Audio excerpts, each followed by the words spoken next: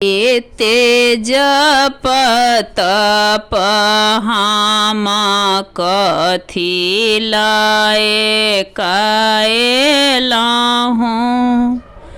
कथी लाए कैलानी दान यो। एते जप तप हम कथी लाए काएलाहूँ, कथी लाए काएलनी दान यो।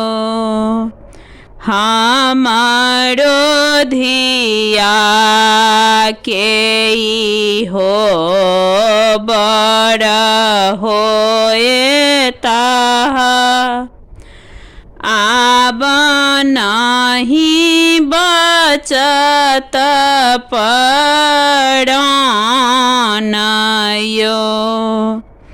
हमारो धिया के हो बड़ा होए ताहा, आब नहीं बचत परान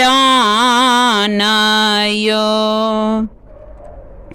हर के माए बाप नहीं थिकन, नहीं छन सहोदर भाइयो।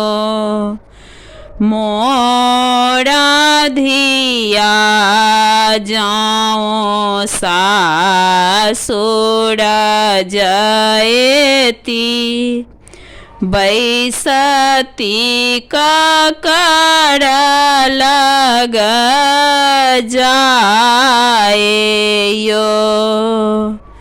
मोरा धिया जाओ सासुर जयती, बैसती कर लग जाएयो।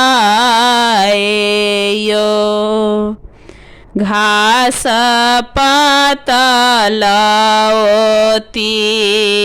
बसाहा चरौती, कूटती भांग धथुरयो।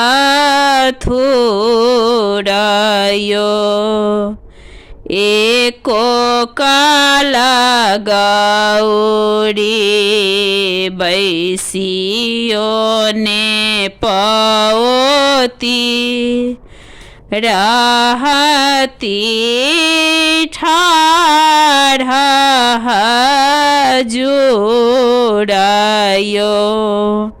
एको काल गौरी बैसियो ने पौती, रहती ठाढ़ जुड़यो।